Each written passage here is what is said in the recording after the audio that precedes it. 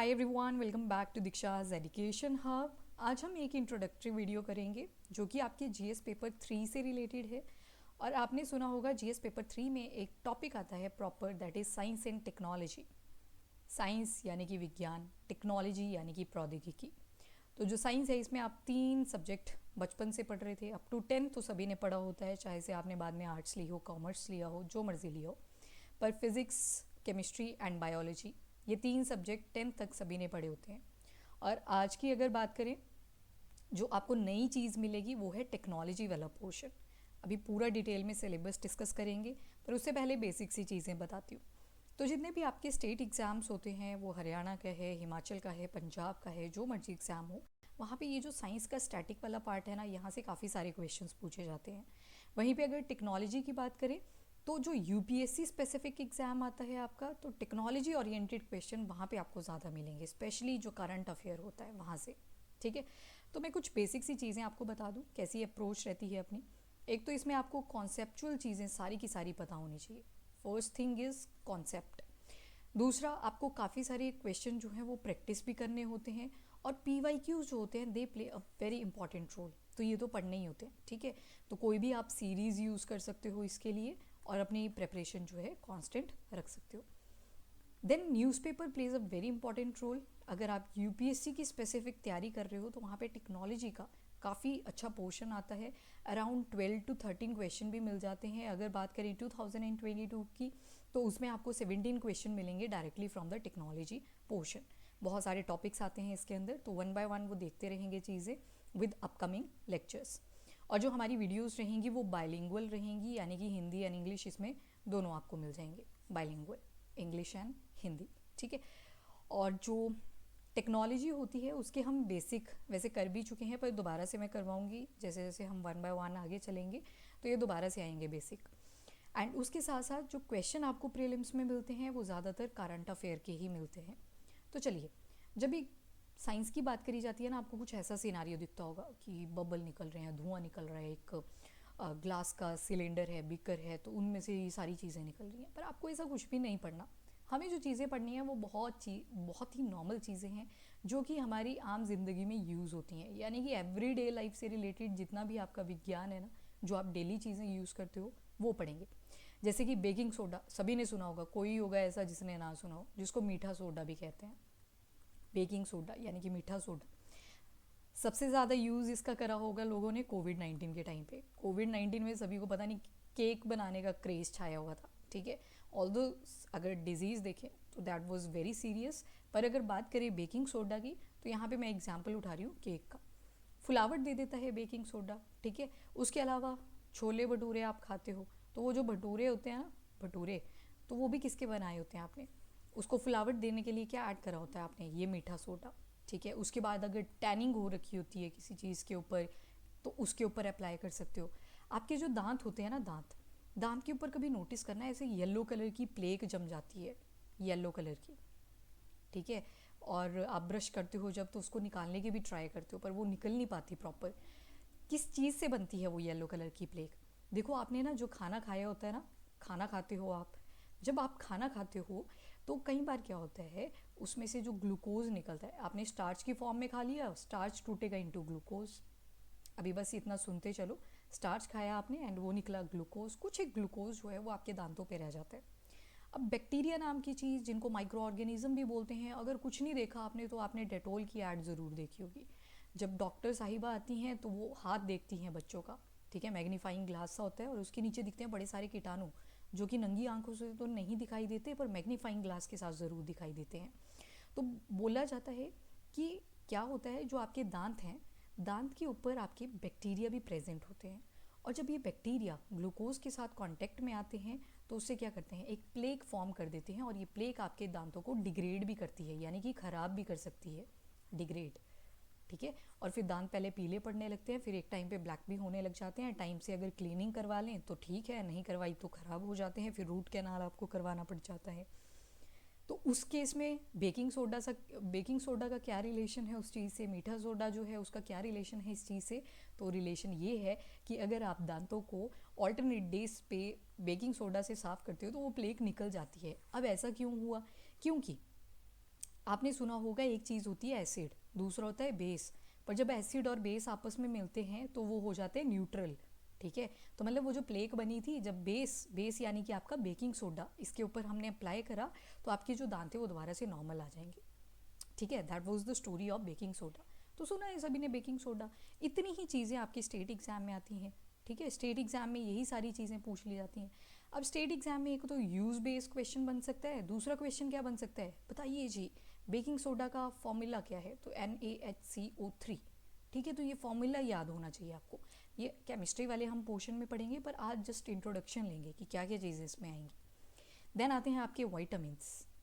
एक चीज़ सभी ने सुनी होगी, ठीक है, बोलते थे कि हरी सब्जियां खाओ नहीं तो विटामिन की कमी हो जाएगी। There is vitamin A B C D। पर प्रोबेबली आप सभी ने बचपन में जब ये विटामिन्स पढ़ी थी, आपसे ज़्यादातर क्वेश्चन ए पे पूछा जाता था या फिर डी पे पूछा जाता था।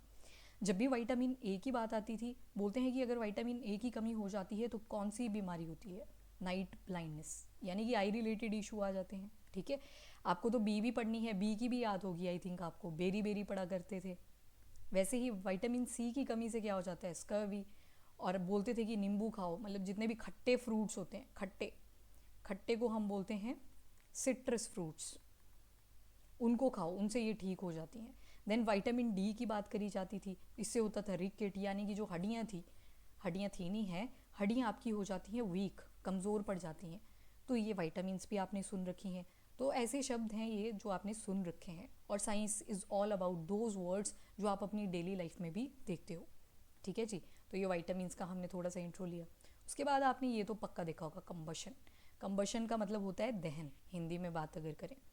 अब देखो, एक खास बात बताती हूँ आपको। जो आपका पानी होता है ना, पानी का फॉर्मूला होता है H2O। ठीक है, पर पानी की एक खास बात होती है कि ये लिक्विड स्टेज में भी आता है, लिक्विड यानी कि तरल स्टेज में भी रहता है। ठीक है, और ये गैस में भी कन्वर्ट हो सकता है, यानी कि ये जो H2O है ये गैस में भी कन्वर्ट हो सकता है, गैस तो गैस ही रहेगी। एंड इवन जो आपका वाटर है ये सॉलिड स्टेट में भी जा सकता है, यानी कि सॉलिड क्या हो गया, ठोस।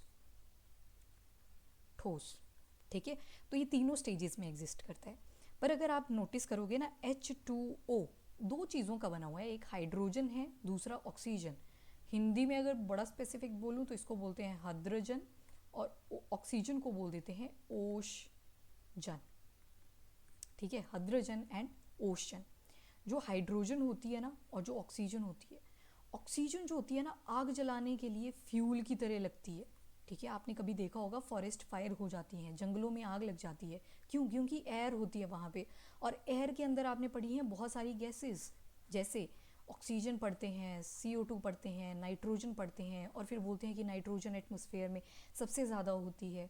उसी तरह से फिर ऑक्सीजन पे आते थे, जैसे नाइट्रोजन को बोल देते थे ना तकरीबन 70%, ऑक्सीजन को बोल देते थे 21%, एंड CO2 को बोल देते हैं 0.03%। तो इस तरह से डिफरेंट गैसेज होती हैं, आर्गन होती है, नियॉन होती हैं, there are so many gases in the air. पर जो ऑक्सीजन होती है ना, ये थोड़ी सी अगर आग लग जाए ये उसको बढ़ा देती है। ठीक है, और जो हाइड्रोजन होता है ये भी इजीली आग पकड़ लेता है। पर जब ये हाइड्रोजन और ऑक्सीजन दोनों साथ में मिल जाते हैं तो ये पानी बन जाते हैं, और पानी जो होता है वो आग को बुझा देता है। तो इसकी प्रॉपर्टी देख रहे हो, जो पानी है वो बना ऐसे कंपाउंड, ऐसे एलिमेंट से है जो कि आग लगाते हैं। ठीक है, पर जब वो दोनों जुड़ जाते हैं आपस में तो वो आग बुझाने का काम करते हैं। तो that is very interesting thing that about this science. तो कंबशन जो होता है दहन, यानी कि आग लगना, जैसे आपको लकड़ी जलती हुई दिखाई दी है, यहाँ पे ऊपर फायर भी दिख रही है, नीचे वुड्स भी दिख रही हैं। ठीक है, उसके बाद रस्ट। अब ये जंग कैसे लगता है, आपने देखा होगा लोहे के ऊपर अगर तारपीन नहीं डाला या फिर उसके ऊपर पेंट नहीं करा तो कुछ टाइम के बाद उसकी पपड़ियाँ निकलनी शुरू हो जाती हैं, रस्ट लग जाता है। अब ये रस्ट लगता कैसे है, क्योंकि जो आपकी रेलिंग होती है, स्पेशली रेलिंग्स पे आपने ये देखा होगा, तो जो आपकी रेलिंग्स होती है ना वो डायरेक्टली किसके कांटेक्ट में है, बाहर जो भी चीज़ें प्रेजेंट हैं, बाहर बारिश हो रही है तो पानी के कांटेक्ट में आ रहा है, बाहर एयर भी प्रेजेंट है, ठीक है, तो ऑक्सीजन के कांटेक्ट में आ रहा है। तो जब ये सारी चीज़ें इस पे रेलिंग पे लगती हैं आके, तो एक टाइम आता है जब इस पे जंग लग जाता है। तो ये लोहे के केस में मिलेगा आपको, आयरन के केस में मिलेगा। ठीक है, वैसे ही आपने सुना होगा फोटोसिंथेसिस, इसको इरेज कर लेते हैं। फिर आपने सुना होगा फोटोसिंथेसिस, जो ये आपकी फोटोसिंथेसिस होती है इसको बोलते हैं प्रकाश संश्लेषण। प्रकाश संश्लेषण जो है ये हम थर्ड क्लास से पढ़ते हैं। जैसे ये आपका पेड़ है, पेड़ के ऊपर क्या लगे होते हैं, पत्ते, और पत्ते के अंदर हम पढ़ा करते थे स्टोमेटा होता है, क्लोरोफिल होता है। तो ये जो पत्ता है आपका लीफ है, लीफ यानी कि पत्ता, पत्ते में से एक सब्सटेंस निकाल लो जिसको बोलते हैं क्लोरोफिल। ठीक है, हिंदी में भी इसको क्लोरोफिल ही बोलते हैं। ये जो क्लोरोफिल होता है इसके अंदर होता है एक एलिमेंट जिसको बोलते हैं मैग्नीशियम। ठीक है, मैग्नीशियम। तो ये जो आपका मैग्नीशियम होता है ये क्या करता है, जो सूर्य की किरणें होती हैं, सूर्य की किरणें, जब आपने प्लांट यहाँ पे बोया होता है, उसका ऐसे प्रॉपर पेड़ निकला होता है, इसका मैं एक पत्ता उठाऊं तो पत्ते के अंदर ना पूरा का पूरा फूड बनता है। ठीक है, भोजन यहाँ पे ही बनता है प्रकाश संश्लेषण की हेल्प से। कैसे बनता है वो देख लेते हैं। एक छोटी सी रिएक्शन मैं आपको दिखाती हूँ। होता क्या है, अब देखो, अज्यूम करो आप बाहर खड़े हो। ठीक है, बाहर आपने एक पेड़ देख लिया और साथ में आपको सनलाइट भी दिख रही होगी। ठीक है, अब एटमॉस्फेयर भी है, एटमॉस्फेयर में बर्ड उड़ रहे हैं आपके, प्रॉपर डस्ट पार्टिकल्स उड़ रहे हैं, और साथ में क्या है, एयर। और एयर क्या है, मिक्सचर ऑफ गैसेस। यहाँ पे ऑक्सीजन है, कार्बन डाइऑक्साइड है, देन वाटर है। अब क्या होता है, आपके जो पत्ते होते हैं ना पेड़ों के, पेड़ों के अंदर वो मैंने बताया एक पिगमेंट है जिसको बोलते हैं क्लोरोफिल। ठीक है, ये क्या करता है पत्ता, जो एटमॉस्फेयर में कार्बन डाइऑक्साइड है और साथ में पानी है यानी कि वाटर है, इसको अपने अंदर एब्जॉर्ब कर लेता है। जो पत्ता होता है वो करता है इस काम को, और किसकी प्रेजेंस में, क्लोरोफिल की प्रेजेंस में। क्लोरोफिल के अंदर मैंने अभी आपको बताया एक चीज़ होती है जिसको बोलते हैं मैग्नीशियम। ठीक है, मैग्नीशियम। अब जब मैग्नीशियम की बात करते हैं, इसकी एक टेंडेंसी होती है। वो क्या टेंडेंसी होती है कि ये सनलाइट की किरणों को एब्जॉर्ब कर लेता है, जिसको हम HNu से लिख देते हैं, या फिर आप यहाँ पे ऐसे सूर्य की किरणें बना लो। और ये जो CO2 और H2O था इसको कन्वर्ट कर देते हैं इंटू C6H12O6, जो कि आपका होता है ग्लूकोज। ग्लूकोज, चीनी, चीनी आप सभी ने सुनी होगी। और साथ में कुछ निकलती हैं वाटर की ड्रॉपलेट्स, और साथ में निकलती है ऑक्सीजन। तो आपने बचपन से सुना था कि इंसान जो होते हैं वो ऑक्सीजन इनहेल करते हैं, जब आप सांस लेते हो तो अंदर जाती है ऑक्सीजन, और जब एक्सहेल करते हो यानी कि आप सांस छोड़ते हो तो कौन सी गैस निकलती है, कार्बन डाइऑक्साइड।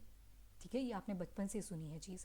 तो दैट्स वाई ये बोला जाता है कि जो ह्यूमन बीइंग्स होते हैं यानी कि मानव होते हैं, वो ऑक्सीजन को जब सांस लेते हैं तो ऑक्सीजन अंदर जाती है, और जब सांस छोड़ते हैं तो कार्बन डाइऑक्साइड बाहर आती है। पर फिर पढ़ते थे कि जो प्लांट्स हैं यानी कि वनस्पति है आपकी, जो आपकी वनस्पति है उसमें उल्टा होता है, वो कार्बन डाइऑक्साइड इनटेक करते हैं। यानी कि जब प्लांट सांस लेते हैं तो कार्बन डाइऑक्साइड अंदर जाती है, और बाहर क्या निकालते हैं, तो ऑक्सीजन निकालते हैं। यही रीज़न है, आपने अभी देखा इसके जो पत्ते हैं वो कार्बन डाइऑक्साइड को एब्जॉर्ब कर रहे हैं। तभी तो बोला जाता है कि ये जो पॉल्यूशन इंक्रीज़ कर रहा है, इतना ज़्यादा प्रदूषण हो रखा है हमारे एनवायरनमेंट के अंदर, इस प्रदूषण को कैसे रोक सकते हो आप। अगर इस प्रदूषण को रोकना है तो कैसे रोक सकते हो आप।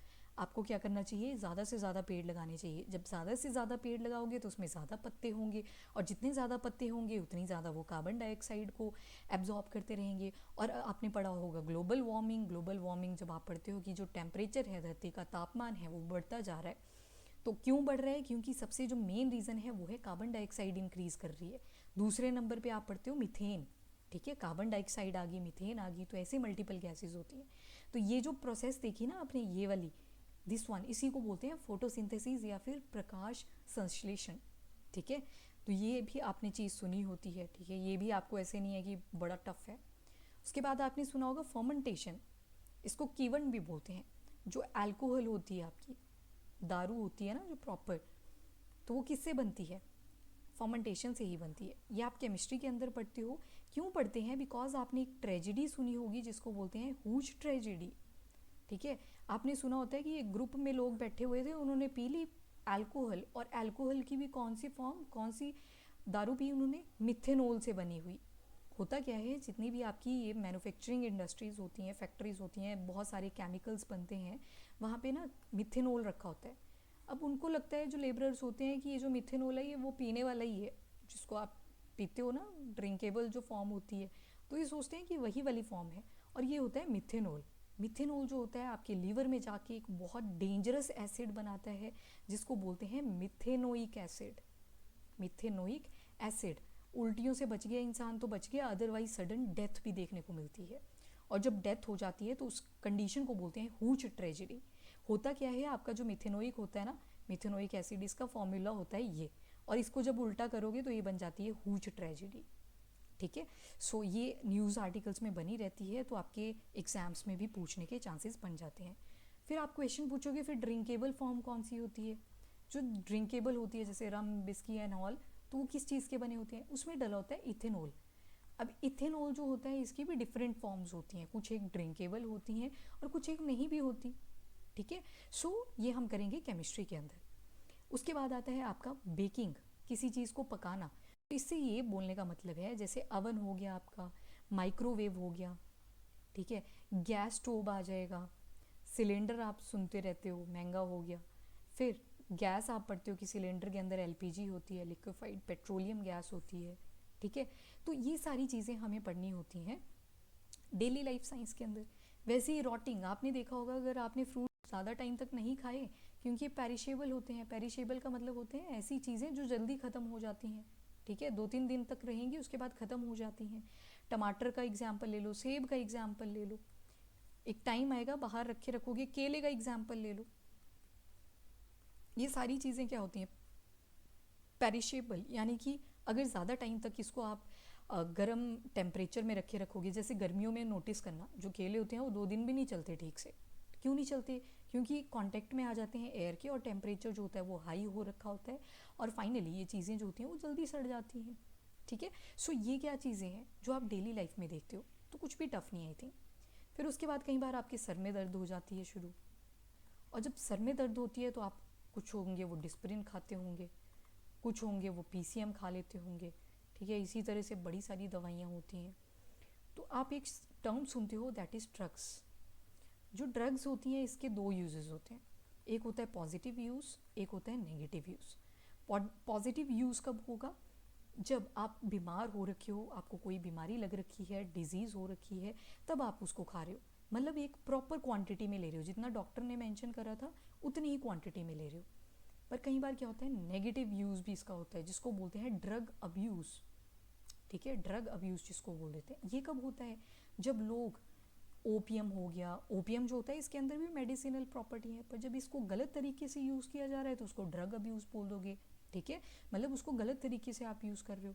हेरोइन आ जाती है इसमें, चरस आ जाता है, ये and many more. LSD, Haryana अभी हैदराबाद का एक केस था जहाँ पे क्लब से बच्चे पकड़े गए, यूथ था प्रॉपर, कॉलेज गोइंग स्टूडेंट्स थे, तो उनके मुंह में निकल रही है एलएसडी, लाइसर्जिक डाइथाइल एसिड करके होता है एलएसडी, तो वो चीज़ें उनके पास निकल रही हैं, पीसीपी निकल रहा है, तो ये सारी चीज़ें निकल रही हैं। तो ये होता है ड्रग का अब्यूज़, मतलब गलत तरीके से यूज़ कर रहे हो, एडिक्शन हो रखी है चीज़ों की।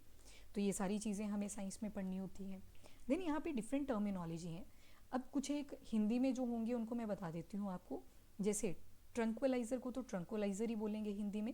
एनाल्जेसिक जो होते हैं इनको बोलते हैं दर्दनाशक।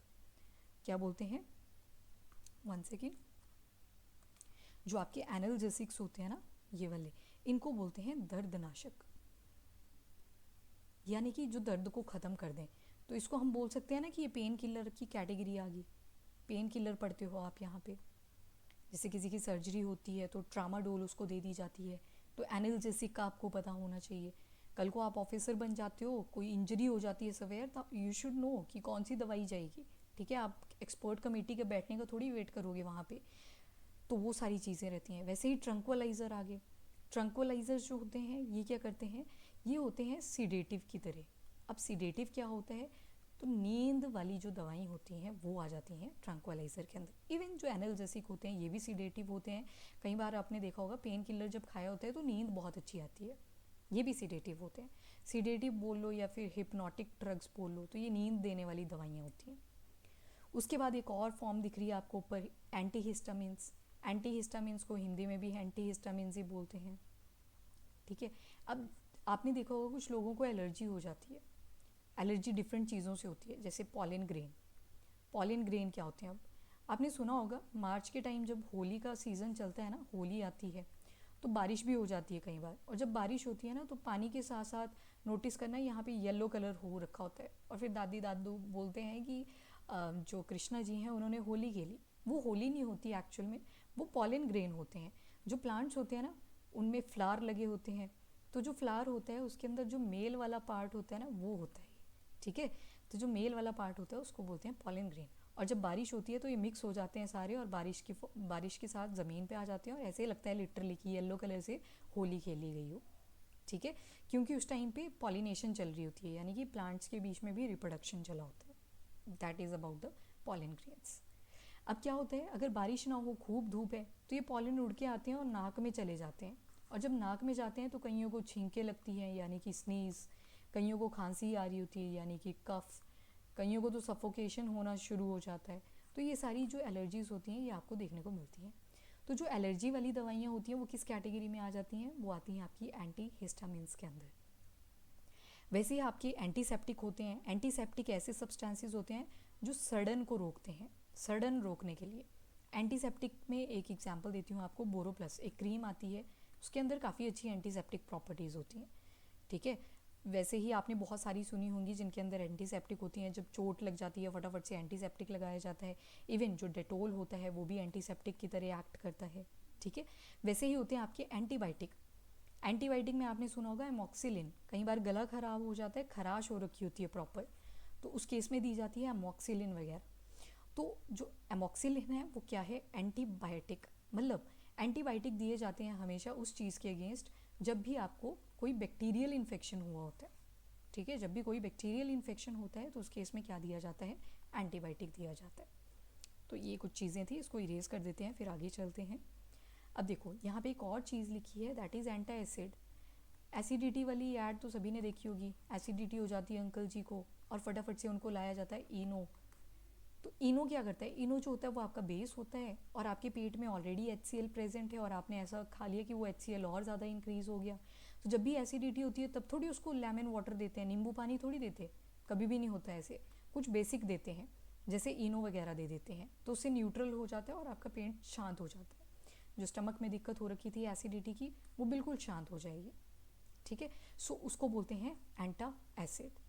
फिर उसके बाद एंटी माइक्रोबियल, ये ब्रॉड टर्म है काफ़ी, इसको हम डिजीज़ वाले चैप्टर में करेंगे। Then there is disinfectant. Disinfectant जो होते हैं ये कीट नाशक होते हैं। ठीक है, कीटाणु नाशक भी बोल सकते हो, कीटनाशक ना बोल के कीटाणु नाशक, मतलब ऐसे कीटाणु जो दिखाई नहीं देते। ठीक है, कीट तो इंसेक्ट आ जाते हैं, कीटाणु यानी कि वो जो गंदगी होती है। तो डिटोल इसमें भी आ जाएगा। डिटोल सुना होगा आपने, लाइजॉल सुना होगा जब वो टाइल्स वगैरह साफ़ कर रहे होते हो। फिनाइल देखी होगी, फिनाइल भी टाइल साफ़ करने के लिए, वॉशरूम साफ़ करने के लिए। तो क्यों यूज़ करते हैं इन सब चीज़ों को, ताकि कीटाणु ख़त्म हो जाए वहाँ पे। तो दिस इज़ डिसइंफेक्टेंट। तो ये सारी चीज़ें आपने डेली लाइफ में सुनी होती हैं। वैसे अगर फिजिक्स देखोगे तो एक होता है टिंडाल इफेक्ट, हिंदी में टिंडल इफेक्ट आ जाएगा। टिंडाल इफेक्ट में क्या होता है, बड़े बड़े पेड़ जहाँ पे लगे होते हैं ना इस तरह से, कभी नोटिस करना, आप बचपन में करते भी होंगे, ऐसे किरणें निकलती होती थी सूर्य की और बीच में आपको ऐसे डस्ट के पार्टिकल भी दिख रहे होते थे, फिर आप कैच करने की ट्राई करते थे उसको। तो that phenomena is known as Tyndall effect. फिर उसके बाद कई बार आप क्या देखते हो, जैसे ही सूर्य उदय होता है सुबह के टाइम पे, तो स्काई जो होता है यहाँ पे वो रेड कलर का दिखाई देता है। वैसे ही जब सूर्य अस्त होता है वेस्ट डायरेक्शन में, सनसेट होता है, अगेन आपको जो स्काई का कलर होता है वो रेड कलर का दिखाई देता है। पर अगर दिन के टाइम पे देखोगे तो दिन के टाइम पे आपको कभी भी रेड नहीं दिखेगा, ब्लू कलर का दिखता है। तो ये क्या फिनोमिनाज है इनके पीछे, वो सारी आपकी फिजिक्स में आ जाता है, फिजिक्स में पढ़ेंगे। वैसे आपने रेनबो कभी नोटिस किया हो, रेनबो में एक फॉर्मूला आपने बचपन से पढ़ा होगा, विबग्योर। ठीक है, कलर्स के हिसाब से लिखा होता है ये VIBGYOR. V for violet, I for indigo, B for blue, G for green, Y for yellow, O for orange and R for red. फिर ऐसे जैसे आपका रेनबो बनता था। ठीक है, फिर कई बार बोलते थे कि एक रेनबो के साथ एक और रेनबो दिखाई दे रहा है, तो वो दो रेनबो क्यों बनते हैं, पहले को बोलते हैं प्राइमरी रेनबो, दूसरे को बोल देते हैं सेकेंडरी रेनबो। तो ये दो रेनबो क्यों बनते हैं, ये आपका फिजिक्स का पार्ट है, तो वहाँ पे पढ़ेंगे। ठीक है, उसके बाद आजकल आप लोग वर्कआउट पे काफ़ी फोकस करते होंगे और जिम भी जाते होंगे। और जब जिम जाते हो तो आप लेते हो एक बॉक्स, कहीं क्रिएटिन लेंगे। ठीक है, क्रिएटिन जो होता है उसमें ATP होता है।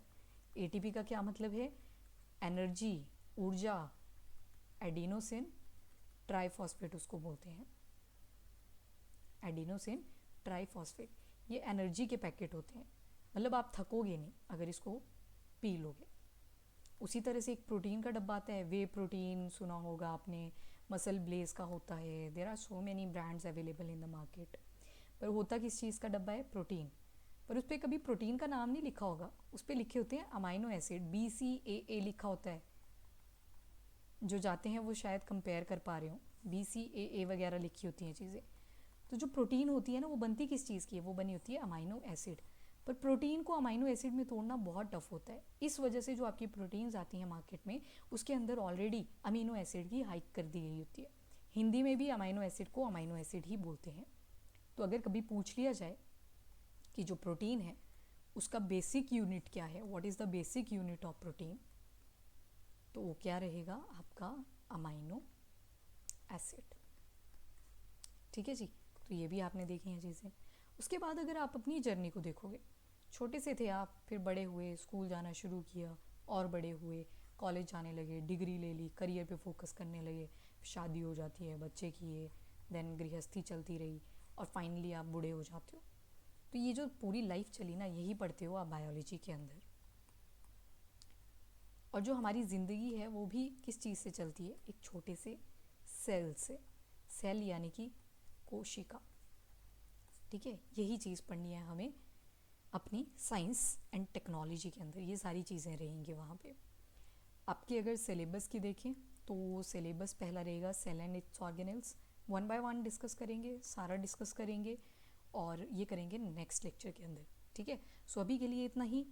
साथ में जुड़े रहिए तब तक, और पढ़ते रहिए। Keep studying, keep watching, and if you like the video, do like and share as well as subscribe the channel. Thank you everyone, have a nice day.